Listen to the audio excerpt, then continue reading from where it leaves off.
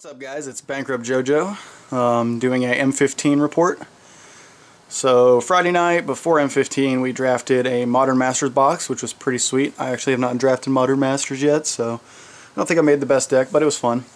Then I went to a midnight pre-release. I woke up the next, that didn't get out until like 6 in the morning, woke up the next morning at like 10 or something to go to another pre-release, and then went to one on Sunday, the two-headed giant one on Sunday. So here's the Modern.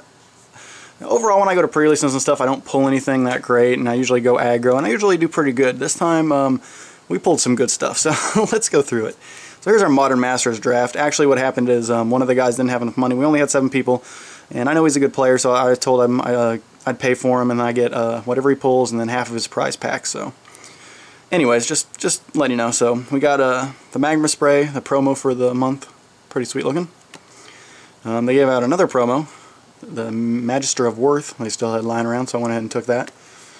I pulled a Yosei, which did some work in my Modern Masters draft for me. Pulled a Ethersworn Canonist. And my buddy next to me, and this is actually we actually happened to be sitting next to each other, so that's funny. And the rotation was, I was sitting to his right, so I would have passed him 2 packs, he would have passed me 1. This is the 1 pack he opened and passed to me, so he peekied and on Solid Foil Academy Ruins, which is like 20 bucks, so pretty sweet. And then he's like, oh hey, that's awesome, and then didn't even peeky this one, and yeah, same pack. So he took the Goyf and passed me a Foil Academy Ruins, and I mean the Goyf's mine obviously since I paid for his pack, so paid for his draft, so that's pretty sick. So I paid, to draft was 50 bucks, so I paid $100 for both of us to draft. And got almost 200 back. Well, a little more maybe. Got the Ethersworn Canis, and I don't know what Yosei's at. Got a Foil Pestermite. Echoing Truth, some decent stuff. Here's pretty much our deck. Like, it wasn't really that great, and I had a little bit Element and Storm that just kind of got thrown in at the last second. But yeah, it was a pretty awful deck, I felt like, but we went 1-1, and then we just dropped and headed over to the next one. It was only 3 rounds, and weren't going to get any packs with a 2-1 record more than likely. And since there was, there's only 24 packs in a Modern Masters box, we weren't getting Modern Masters packs anyways. So, anyways, that's how I drafted. But you pull a Goyf, you're a winner. So that was pretty sweet. Right there, we're up like, $100 bucks or so. Then I went to the midnight pre-releases. Actually, at a different store I drafted at. That was at my my usual store, the smaller one I like to go to. I went black for this one. I think black promo was just sweet. I actually had like 7 zombies, so there was a couple times I actually chained this together and like drew 3 cards, discarding zombies, making 2 2s. So not too bad.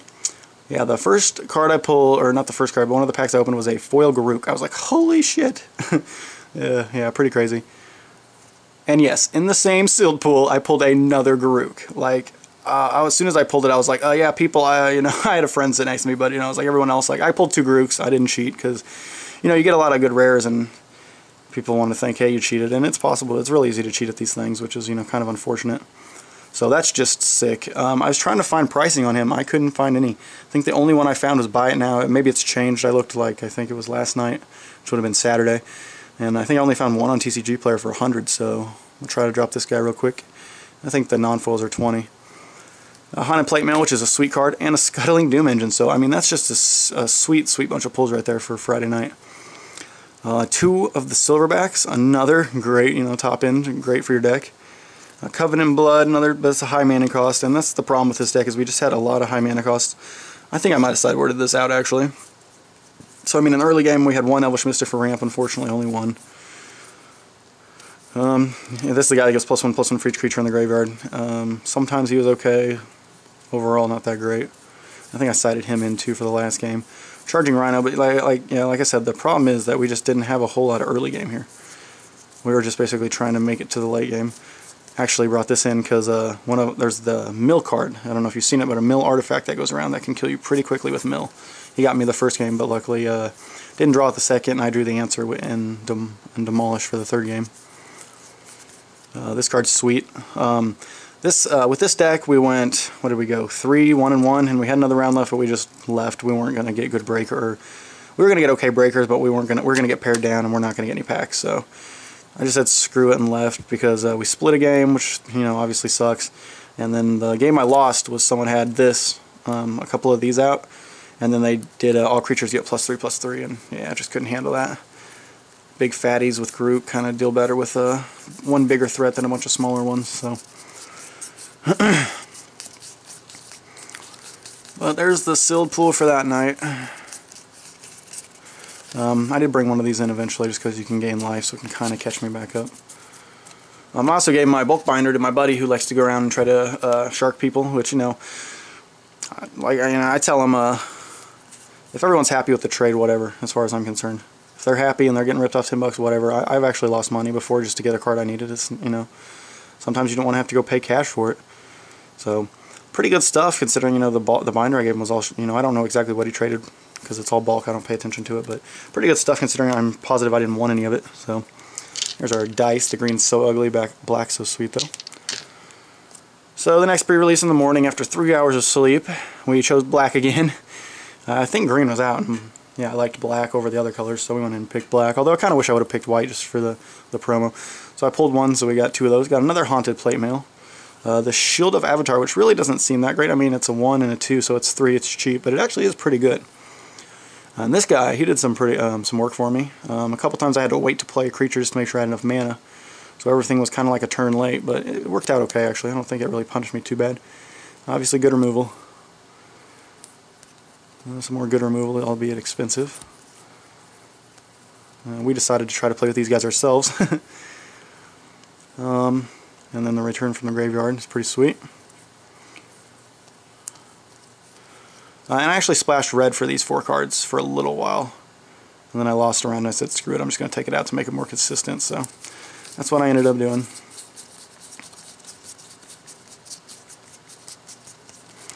Yeah, I guess we did pull that guy. I guess I didn't pull on my rears to the front. Stain the Mind, not that great, at least not unlimited.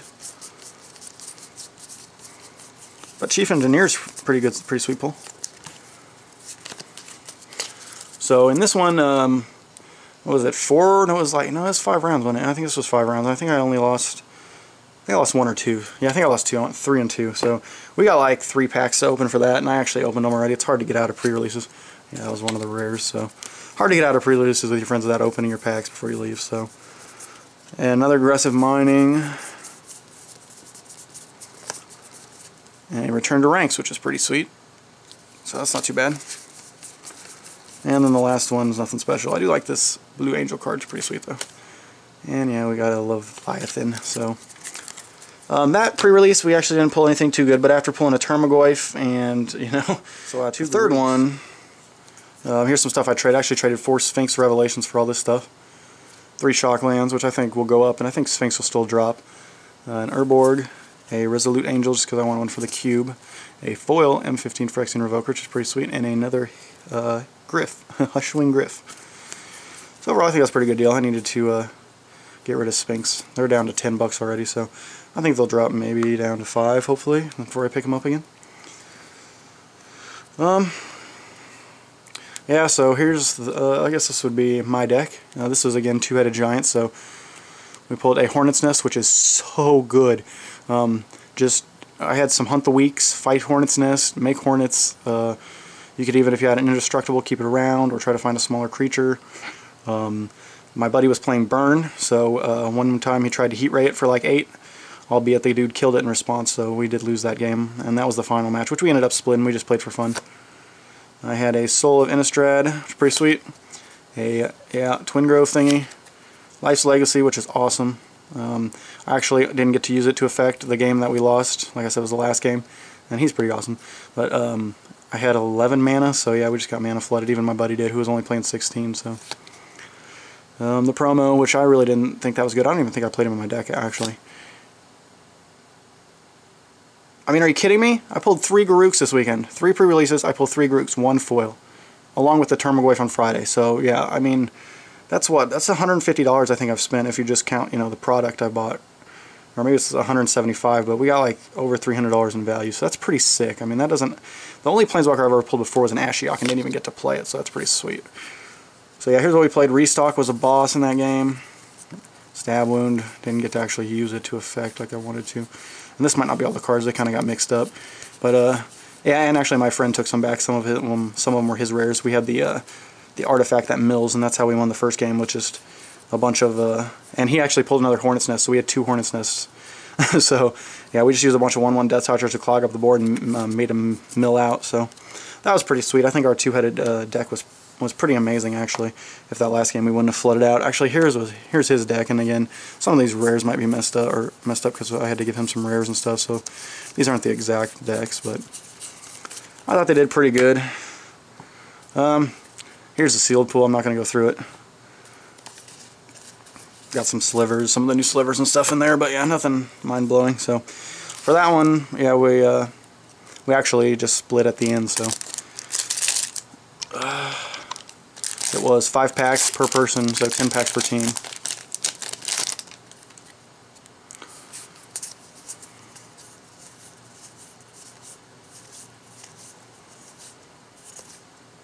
That guy's pretty sweet. I haven't played any blue, but he's sweet. Yeah, which one's that? Sacrifice another creature, reveal cards from the top of your library. It's the polymorph guy. So hopefully we can open something cool for you guys on camera, since I've just been pulling like a boss lately. So overall I only won 5, 6, 7, 8 packs this weekend, but with the pulls we were definitely the biggest winner of all the tournaments, I think. I don't know anybody who could pull better than that. Oh, Goblin Kaboom is cool. Nothing crazy, but sweet. I actually saw Brian Kibler tweeted craziest pre-release things you've seen, plays you've seen at your pre-release, and I turn 6 a Garruk to kill a creature, turn 7, make a 3/3, play another Garruk, kill a creature. Restock's awesome. This gloves thing's pretty sweet too. I actually didn't get to use it too much, but it's pretty sweet. Hey, the 1/1 guy, that's awesome. Makes all of their creatures 1/1s until end of turn, so yeah, that's pretty nice. If you're swinging them for lethal, they have to block. They're probably going to die. Or if you have that and, like, I don't know, Bioblight would be pretty sick. Obviously standard, but there is like a shrivel effect in here or something like that. Oh, that was rare. There we go. This guy is the one they had out that we lost in the last round of the 2-headed giant, even though, like I said, we split and we played it out anyways. He just got huge with creatures dying, and when we went to... Ooh, sweet. Love foil basics, if not a rare. Yeah, and when he went to Heat Ray the Hornet's Nest, it died, and we lost the game. I hope you guys had fun at your pre-release. It was a great time. Lots of sleep and usually quite a bit of money if you don't pull anything good, but another Soul of Innistrad, so unfortunately I didn't get to pull these. I think next time I go to a pre-release maybe I'll tape, at least record opening my pre-release packs. I don't want to deal with trying to set up for games or anything, but I'll record opening my pre-release packs next time, so in case I pull 3 Garruks again. Oh my god. Just crazy. Or a Tormagoyf. Not my first Tormagoyf, but I sold my other one, so I did need one for my cube at least. And I play Esper Deathblade, so I kind of want kind of want Bug Delver for backup in Legacy. So, all right, well, yeah, let me know how you guys did in your pre-release. Hope you enjoyed the video, and sorry if you didn't pull anything. I know how that goes. Like I said, I usually don't. I was due, so hopefully yours will come next time. And thanks for watching, guys.